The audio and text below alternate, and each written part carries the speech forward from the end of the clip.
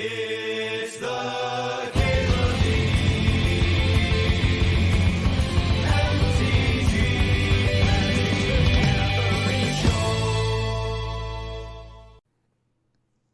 I haven't talked about this pick at all. It's a Tamiyo. Plenty of other fine cards, but Tamiyo is so good. Wow, this pack, huh? This fucking pack. How wild would it be to take Psychic Frog over Mox Jet? I think I'm going to do that. It's not a pick I would normally make. I wouldn't like pack one, pick one, a Psychic Frog over Mox Jet. But with the Tamiyo start, I'm kind of feeling it. I'm kind of in the mood. The Twister would also be excellent, A little removal here.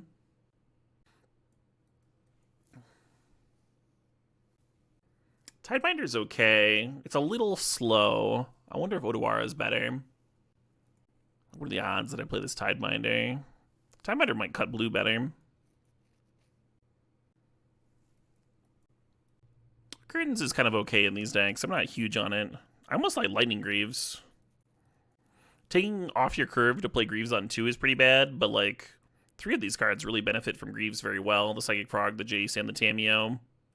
Yeah, give me the Greaves. Greaves for the Nadu. Could get a Nadu later. Could happen. The Memory Jar is like kind of sweet with Psychic Frog. Just like draw 7, bid them all. I think the odds that we want to reanimate a Grave Titan are slightly higher. If we end up with like Shieldred and stuff later, I might regret passing that Memory Jar though. Greaves wouldn't wheel? I don't think so. It was a pretty mediocre pack. White aggro decks like Greaves. Nadu deck likes Greaves. The Artifact deck with Tinker wants Greaves. That's a pretty good card. You would wheel? No way, Party Zeke. Pack one, pick one, I got you. Kind of tempted by the Dark Depths, but I should probably take one of these very middling blue cards. Hey, look, we got a Mox after all. Unearth, interesting with Frog, of course. Oh, shit, what up? Hey, Party Zeke, thanks for the 4 months. And you're very welcome. You got a 9th pick Psychic Frog last night? Yeah, I've seen Psychic Frog go late for sure. I've seen it lap. Sometimes people simply aren't in blue-black, or some people like underestimate it in Vintage Cube. Happens. This Grizzlebrand is a sign that Reanimator is open. Which is a good sign for me. When the first table goes around and you don't see like Animate Dead, Reanimate, all that stuff, it either means somebody's in Reanimator or those cards just simply aren't in the packs.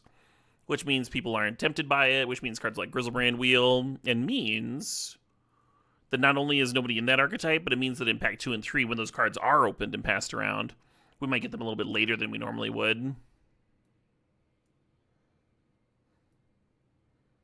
Hopefully we're not reanimating Triplicate Titan.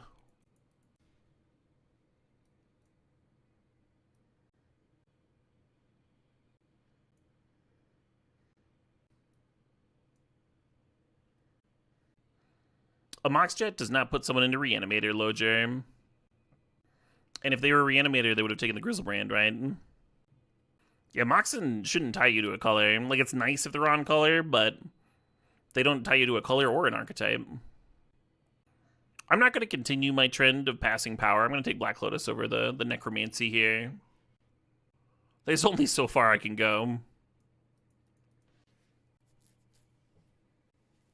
I like Watergrave, but like, if we are Reanimator, and I think we are, then this Archon is one of those premium reanimation targets. Very much worth grabbing.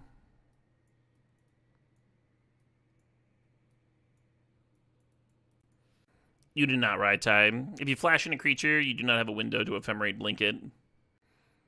It dying is part of the resolution of Flash, and you can't cast spells in the middle of a card's resolution. Do I want a Narset or do I want a Toxic Deluge, huh? I'm not actually sure. Toxic Deluge is kind of nice with Frog. It can just like always be bigger than your opponent's things. It's very matchup specific, right? Because there's matchups where like you really want a sweeper, and there's only one black sweeper in the cube. And then there's matchups where like Narset can just win.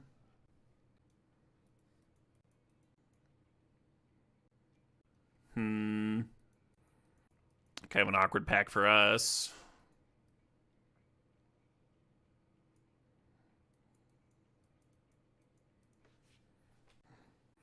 What if that Necromancy is the only reanimation effect we see? Currently, it's not a very good Black Lotus deck. Just saying. Pretty medium. Could turn one that Psychic Frog. Oh, yeah. Is someone taking all the reanimator effects and no fatties? No, that wouldn't really make sense. Someone might move into reanimator when they were like already black. If they saw something to put them there. Pack 1, though. People would not be in reanimator and ship Grizzlebrand, I don't think. That would be an odd decision. Correct, there's no colorless Mox. Not yet. Print the colorless Mox, cowards! I'm gonna grab this Xander's Lounge. A little bit of fixing at least, at the very least. I think you could print a colorless Mox. It'd have to be like Mox Diamond, though. Just make you like sacrifice a land when you play it. As an additional cost to cast this card, your opponent is allowed to knock your deck off the table. A little sea spell action. So the Soul Cauldron here is really interesting. We've got some nice activated abilities with cards like Psychic Frog. Psychic Frog also gains 1/1 counters, which is a synergy with Soul Cauldron. And there's that Grizzlebrand in our side stack over here. The thing is, it's not like actual reanimation. I think I'd rather have the counterspell, because the counterspell keeps up the chance of us just being a tempo deck if we don't get like actual reanimation effects. And like only among our payoffs, it like only works with Grizzlebrand. And you don't get the 7/7 lifeline come. Memory playing well with Spiral is interesting. Fixing Wheeling, good sign.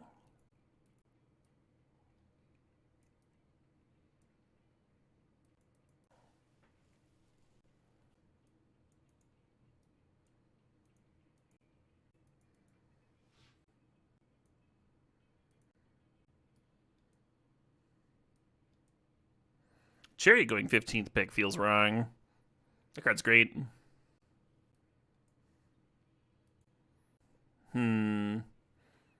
It's a pretty bad off-color Mox Emerald.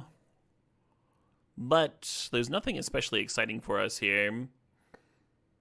Like Lose Focus, Voidwalker, and Shinobi would all be solid, but they're not like premium cards, so we'll take the off-color Mox and it'll let me play a Jace turn 1 or something, I guess. Force of Will, that's pretty good. Yeah, the Show and Tell is tempting, but I'm just going to take the Force here. Little Exhume action. Helpful. Does the acceleration help with such high color requirements? So the Mox Emerald, that's what I was saying. Like, so Mox Emerald is not very good here because, like, it's not helping me like play Frog earlier. It's not helping me play Counterspell. It's gonna be like cracking clues from Tameo and stuff. It's not especially good. We still want it, but it's not particularly exciting. Almost like that Wheel of Fortune. Another way to bin fatties. We have that Zounder's Lounge. We got Mox Diamond. We got... Yeah, give me the Wheel of Fortune.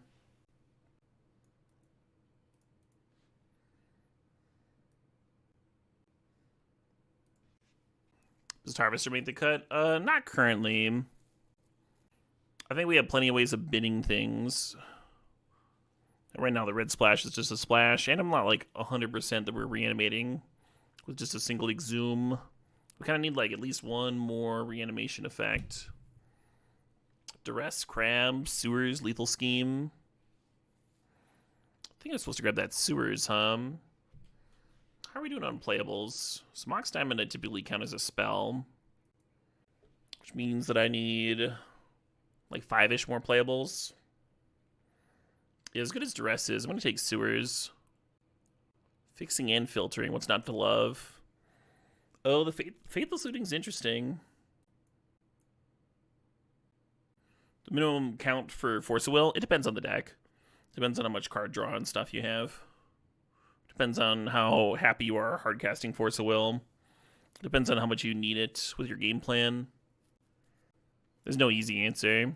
In Cube, you're typically looking for the 12 to 14 range. Night's Whisper does just flip Tameo, which is nice. I kind of want the Dam. We're a little light on removal.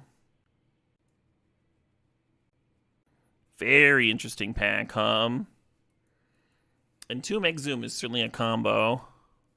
Someone got that Necromancy last pack, though. So, like, are we even going to see another reanimation effect? Liliana and Mind Twist are both great. Daze is really good with Psychic Frog. I'm going to take the Entomb, but this is a very low confidence pick. Yes! God, that was good. Last possible chance.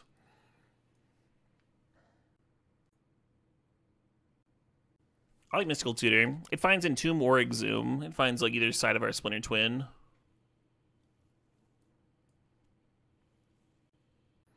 Let's get Grave Titan out of here, and we'll just keep the premium targets. Now that we have Entomb to like be a bit more precise. A lot of creatures in here for the Nightmare too. If only we got the Mox Jet. I mean, I think Psychic Frog's better in this deck than Mox Jet. Now, if we could trade this Mox Emerald for a Mox Jet, that would be most excellent.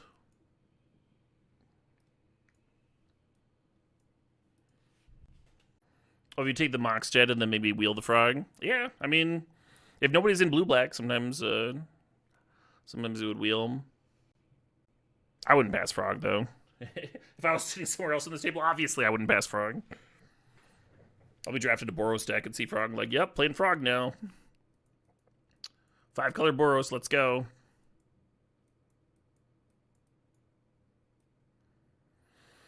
How do we feel about Lethal Scheme?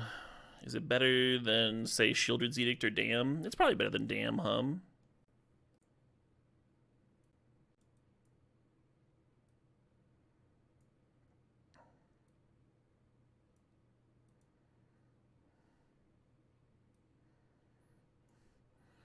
Six, 7, 8, 9, 10, 11 black sources.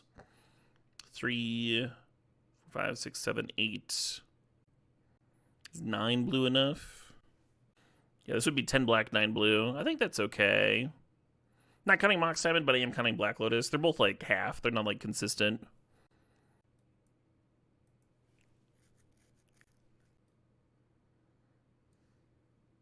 Oh, we get another land. Perfect. We can 10-10 it.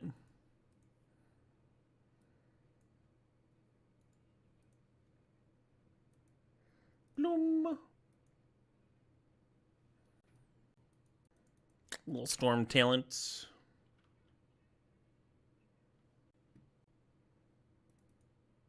Hello. Now the question is, can we untap with this Jace, We need a third land, and we need to untap with the Jace, but that'll be a Grizzlebrand if that all comes together. Hell yeah. Come on, third land, come on. Well, that'll do her. That will do her.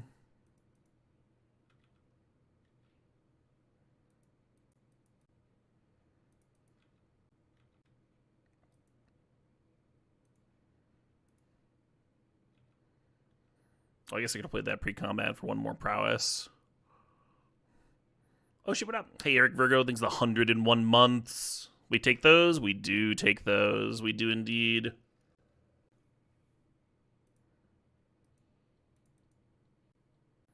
"101 months of Eric Virgo." Been a good 101 months, I think. Just gonna go to discard and bid the Archon. Well, you could make a Frog here. You could Entomb Frog and Exhume it. I think holding up Memory Lapse is likely better. Hell yeah, Eric.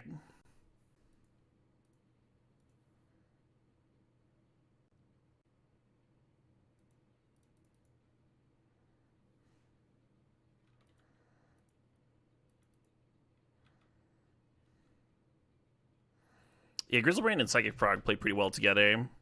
Psychic Frog just turning those extra cards into damage. There's a couple things that you could get punished for by playing the Frog and not having the lapse up. I guess you still have a chance to draw a Force of Will off the Grizzlebrand activation, though. Those things would be like Balance or, I guess Balance wouldn't do it because they had a lot of cards in hand. So you could just, like, reanimate the Grizzlebrand again. But, Channel Emrakul would be strong there. Really didn't see enough of the opponent's deck to mulligan, I don't think. Just a lethal swing and play? Yeah.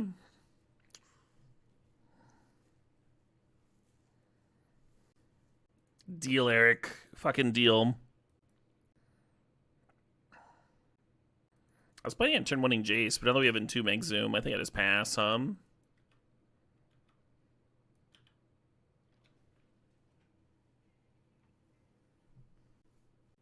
The Vintage event turn out? I went 4-2 for min cash.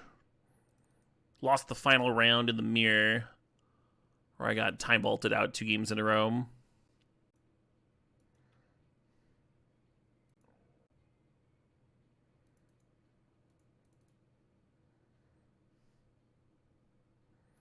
Guilty wins. This hand's bad. We have all 3 colors, but like the counterspell can't be played on turn 2. The Curtains isn't very good. The way I'll regret mulliganing this hand is if Toxic Deluge ends up being like the bee's knees. But we just don't know that. And the hand's kind of bad otherwise. It's not a good Wheel of Fortune hand. Okay. The mana here looks a lot less clunky. And we do have like half of our Splinter Twin combo. I keep saying Splinter Twin combo, but I just mean Entomb plus a reanimation effect. Bringing Reanimator from a 2-card win condition to a 1-card is pretty real.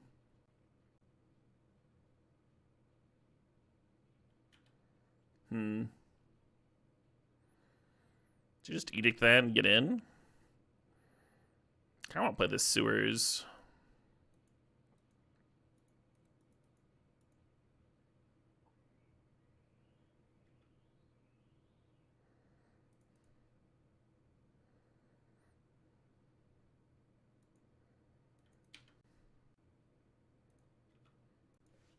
Opponent just snapping off that trade and it's like, yeah, deal. Trade a Strix for a Goyf. That's what Strix is designed for.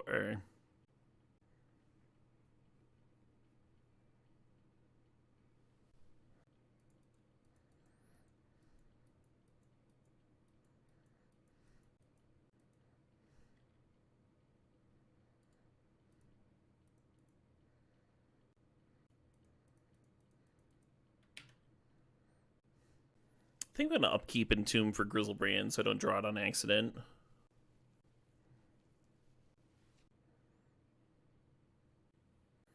Why did Of Their Choice get added to all sack effects? I have heard of people trying to scum newer players like that. This judge ruling happened a long time ago, but someone kicked a Gatekeeper Malakir with a foreign language, so it wasn't written in English, and their opponent asked, like, oh, what's that do? And they leaned over and said, it makes you sack that creature. And the person just took them at face value when they had, like, an Eldrazi spawn in play that they could have sacked. The judge asked me an opinion on that ruling, and on that rule situation, and I was, like, furious. I was like, that's just cheating. That's just straight up cheating. You can't do that. We went 4-2 in the Vintage tournament. Did they get banned? I don't know. Oh, I set that stop for a reason, huh?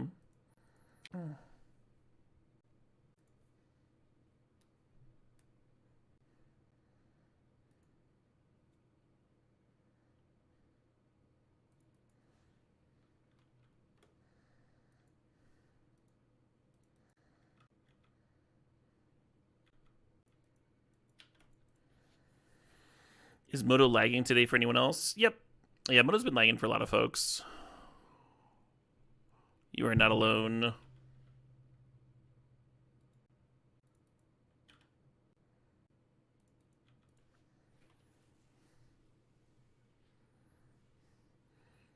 So with the Jace here, Force of Will does not stop the combo for our opponent. It does if they do that. But only if they're going to go for the combo this turn. And then again, the Jace could flash it back next turn. Time Warp, huh? I guess I counter that. Jace is going to flash it back next turn anyway, but at least I get a turn here to potentially kill it. Toxic Deluge would not be a bad rip. But what we really want is a way to reanimate Grizzlebrand. God damn it. Alright, I think we lose here. One's got a little bit too much going on. We have a little bit of too much nothing. Is 4-2 good enough? 4-2 is min cash, Bertram. Roughly $200 in product deposited to my account here. Thanks to Daybreak Games. Lost a $400 match to Maxtortion.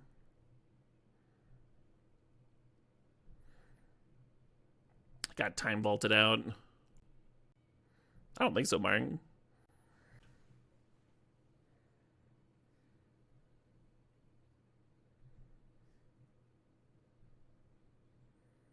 Oh man, where were you last turn, Toxic? Where were you last turn? Yeah, I'm just gonna cast it. My creature's an O2, so there's no reason to attack with it.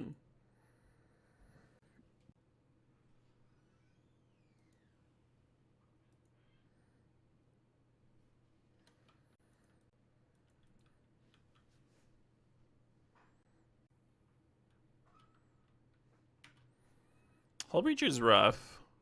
Archon would still be good, but the Grizzlebrand's no longer amazing. And then the Jace would just downtick on Terra Sunday. Yeah, it might just be shit out of luck over here.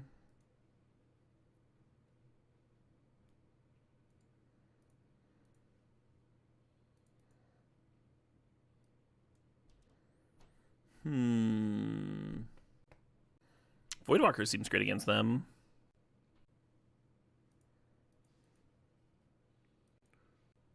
Mysticaling for Force of Will is interesting, but not very good, because turn 2 you're just going to run out the frog. I think I'm supposed to Mystical for Entomb.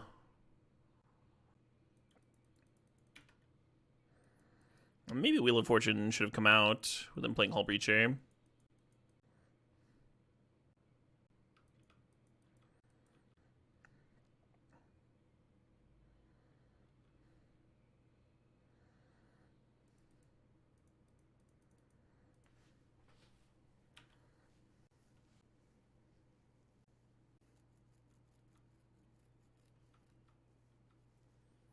Card's pretty good against Frog.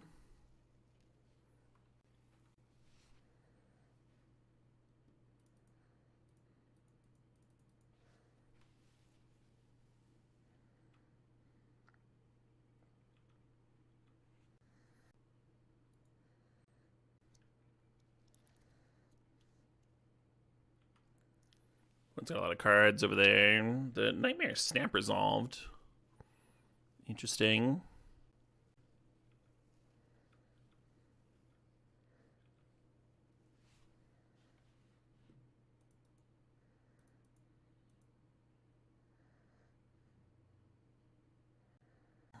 The Hull Breacher has me scared. It makes me wonder if I should be grabbing Archon instead of Grizzlebrand.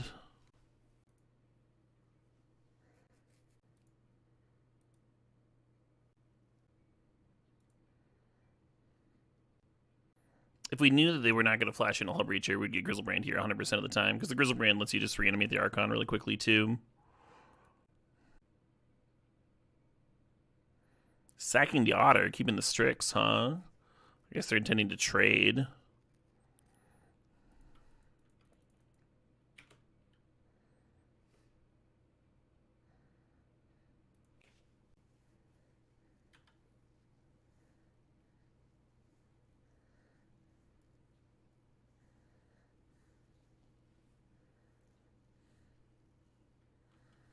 Correct, Mark. That event was stressful. Oh yeah, West Ham? That's a little fun sometimes. Have a little bit of hype, a little bit on the line.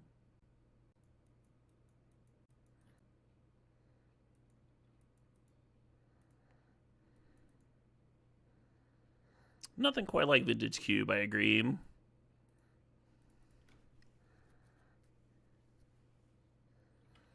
Well, we got them below their own library of Alexandria.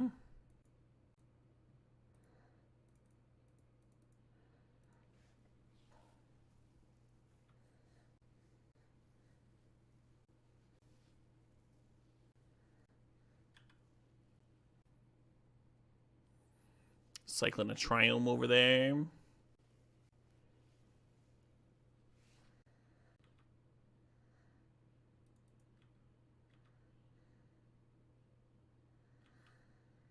Now we just have Force Will back up,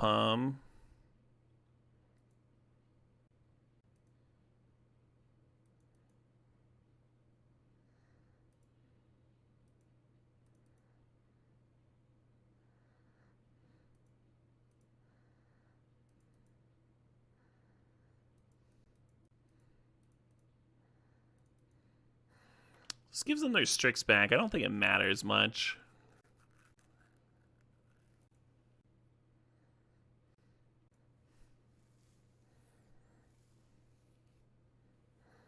Yeah, this looks pretty good. And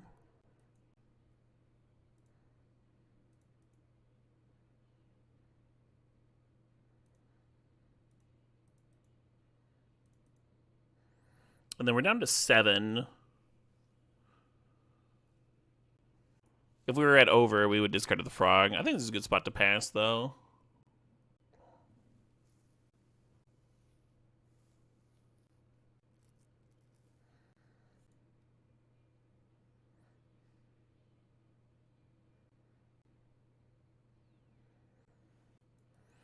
Maybe I was supposed to memory lapse it.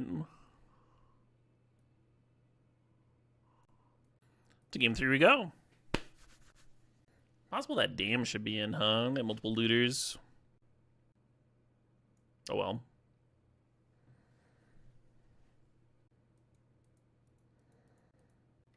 This hand really needs a black source, but when it has one, it's pretty good. We're not going to play out the Storm Chaser's talent. That talent is going to pitch to Force of Will. Really like their choice of Force of Will border, by the way. This is my favorite. Ollie Donato's art a lot. The old border of his art, or what I use in paper. Yeah, Mox Diamond was probably my best rip here for the turn 1 frog with force backup. Island was certainly the worst draw possible. The one thing I don't need more of. Oh, at least that card's live, huh? Could be worse.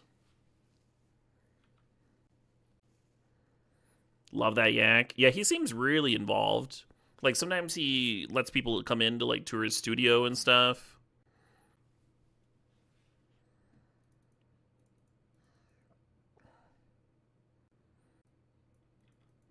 One of my goals is to get out there and see some of his, like, giant Lord of the Rings paintings in person.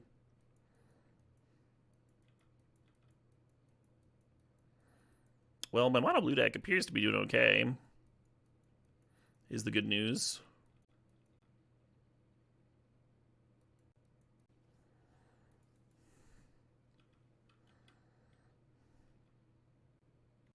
Yeah, take the 0.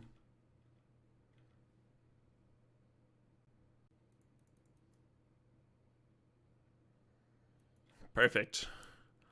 Just the card I needed. Another island. Yeah, the Wheel of Fortune definitely should have come out, I kind of like realized that in game 2 and then forgot to cut it.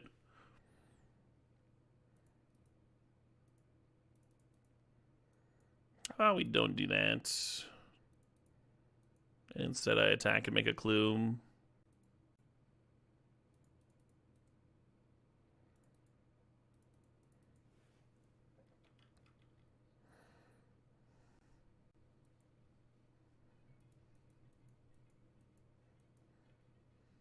You got it, friend.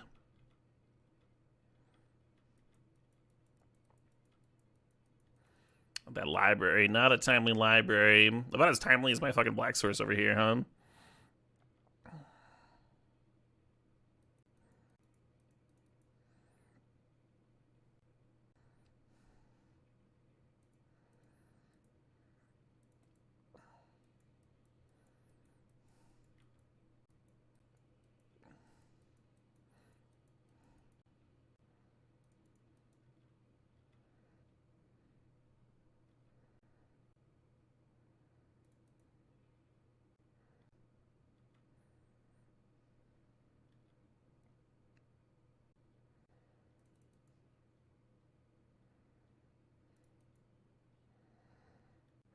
The frog does it all, yeah. That is some frog. Snapping Terra Sunday, sure.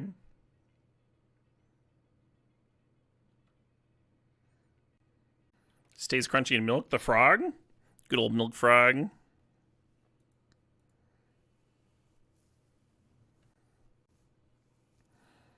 Like almost in a spot where we want to consider trying to hardcast Grizzlebrand, huh? I'll bid it anyway.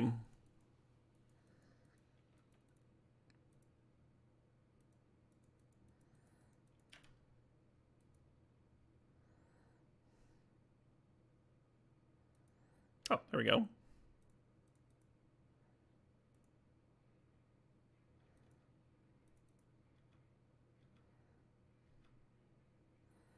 Getting my clue before I attack with Grizzlebrand here. Before I draw with Grizzlebrand, lose my Tameo.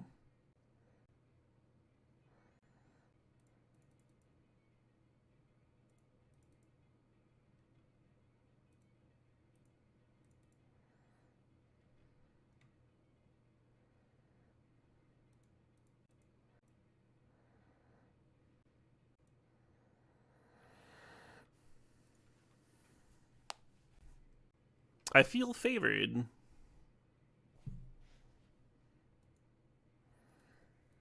Alright, we can get one more match in. This is the final match of the day. Let's send this one back, huh? This hand. It's like a hand that could work out or could just do nothing forever. Payoff wasn't quite there. I guess I keep this.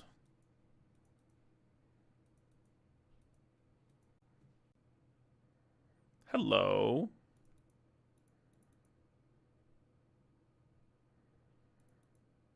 I've been playing the Ravnica Clue board game. I'm not. When you're playing the Clank Legacy game, where you play a round of Clank and then the board opens up, you like discover areas and stuff as you go.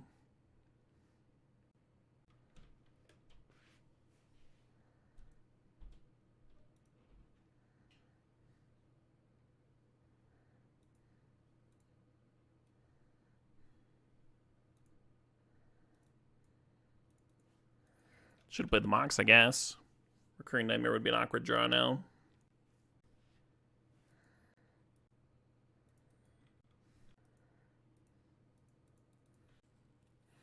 Oh yeah, maybe I'm supposed to let them take the Mox Emerald, so blocking's actually painful for them.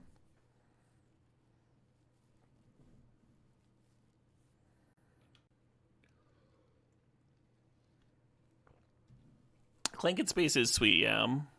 I've played Clank in Space, Catacombs, and now the Legacy game, and those are the three that I've played. Fire Covenant, paying the extra one, sure.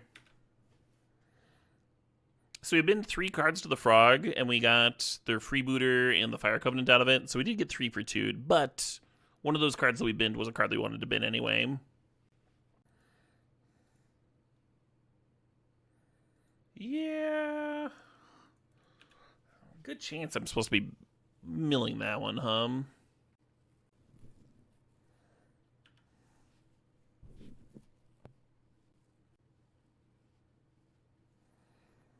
It is binning and getting a card closer to like Exhume for this Archon. Maybe correct. Actually gonna run out the Lotus.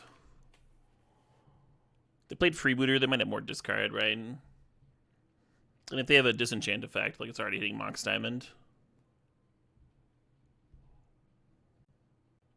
Your sister and you played through both and they're excellent. Nice. Yeah, we only played 1 session so far. It was pretty fun.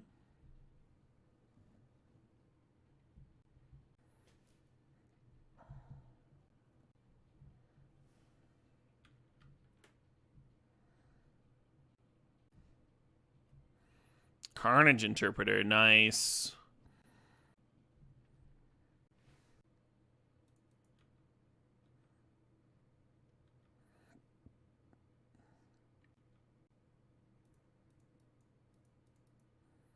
Come on, deck.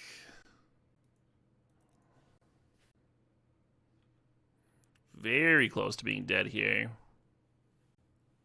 Because of the bill activations.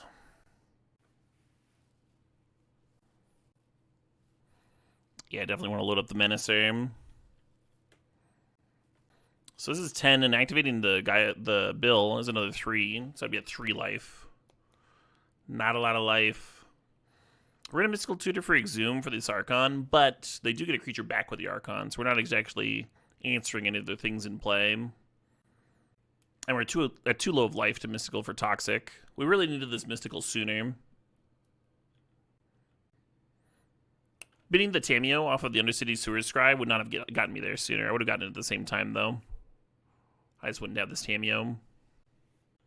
And they're eternalizing, yeah.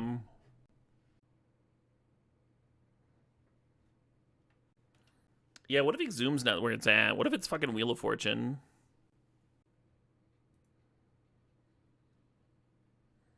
Wheel Toxic?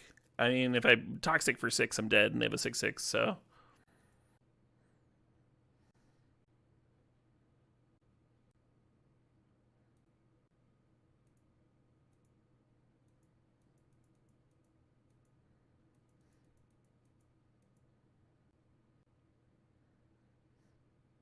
Whoa.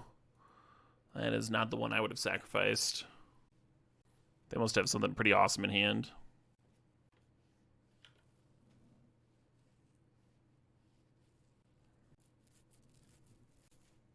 Oh, Fairbanks. After the Wheel of Fortune, that would shrink the Carnage Interpreter to a 4/4, and then you'd be able to Toxic and live at 2 life. But then you're at 2 against, like, you know, your opponent you're just giving a full grip to. Yeah, you got it.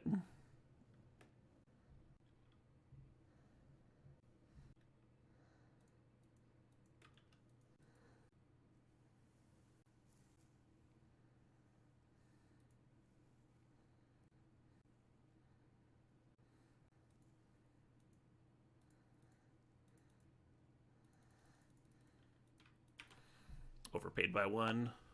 What a casual. So the opponent's not dead. They do have a food token that they can sacrifice here. But I did like getting them to tap all their mana.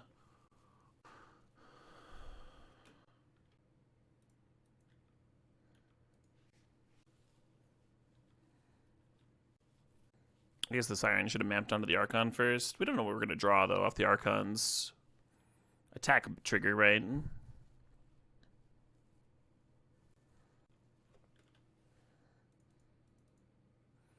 This is a wild game. Y'all gotta admit, this game is wild.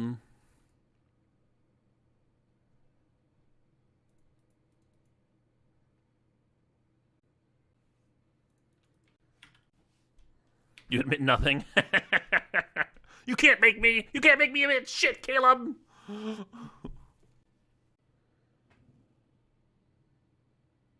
Hell yeah. That was looking rough there for a little bit, huh? I was like, does fucking Exhume for Archon even do it? Does it even win? Yeah, Dam's coming in, Tidebinder's coming in. I'm gonna get the Wheel of Fortune.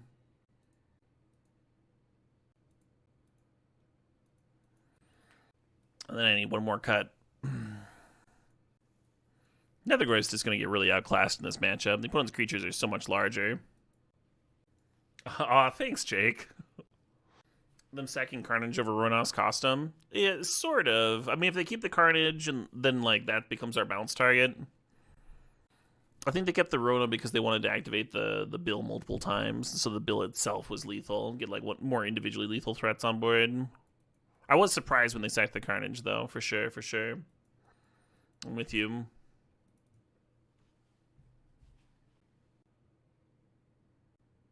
It's an interesting opener. Oh, shit, what up? Hey, Oakless, thanks for the 26 months. Much love right back at ya. Fast spawn could be scary. We'll see.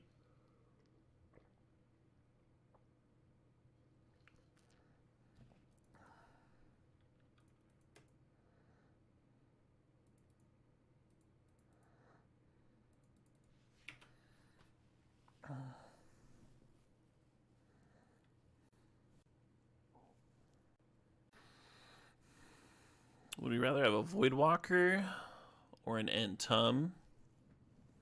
5/7's pretty big.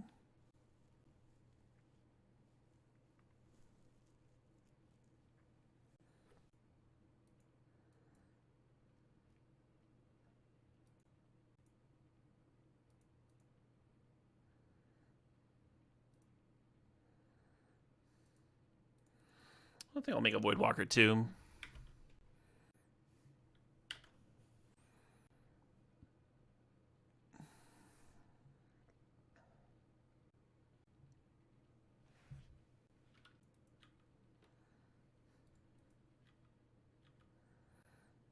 Good Toxic for that tracker. Tracker's pretty scary with Fastbond down. When you lose your Voidwalker as well. Opponent at 11. I feel like Voidwalker's pretty strong. Let's see if I end up regretting this, That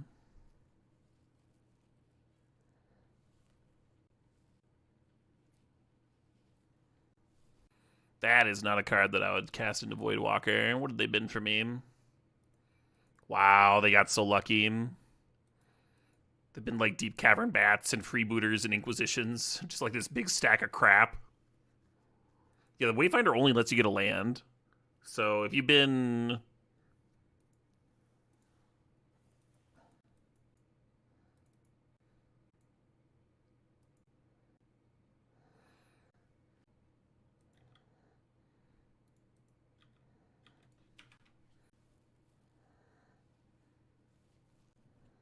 As a reminder, this is my final match of the eve. Just so y'all aren't surprised when I cut out. What are my main tips for someone who's struggling to win matches in Vintage Cube? So for one, Vintage Cube is a very swingy format. Very, like, you can't take the losses too hard. The Cadillac of Magic the Gathering. Big swings, big swings. Everybody goes on losing streaks. Even really strong players. So if you're being disheartened, like, don't just, like, keep plowing through. Try other stuff out. Take a break. Watch creators.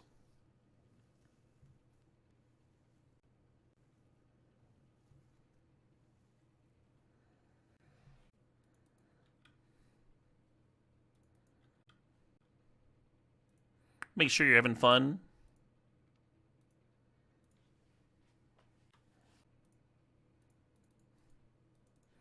Yeah, it's just harder to jump a Dothy than it is a Generous Ant next turn,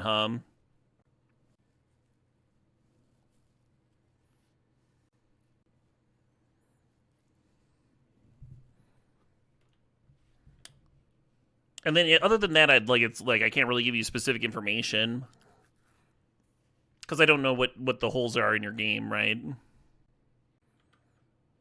Don't know how much you've cubed before. Hell yeah. Love to see that trophy. Had a blast today playing Vintage. Actual factual Vintage. Huge shout out to Daybreak Games. And then, yeah, this was a nice little cherry on the top. This is a really fun little stream. Thanks, everybody, for tuning in. I'm going to raid somebody, because why wouldn't I? I will say one more thing about getting good at Vintage Cube. Something that I struggled with and still do wrongly sometimes. Sometimes for content or fun, but, like, it is something, a mistake that I still make, is mulliganing aggressively enough. Over the years, Vintage Cube has gotten more and more powerful. You can't really keep hands that just don't do anything in the early turns anymore. Like, your hand needs to be doing something. It needs to be good. It needs to be good at against what the opponent's doing. And there are certain decks that can mulligan very aggressively, right? Mold a 5, have your turn 2 Minskin Boo off of a Orcish Lumberjack, that sort of thing. And you should be looking for those hands.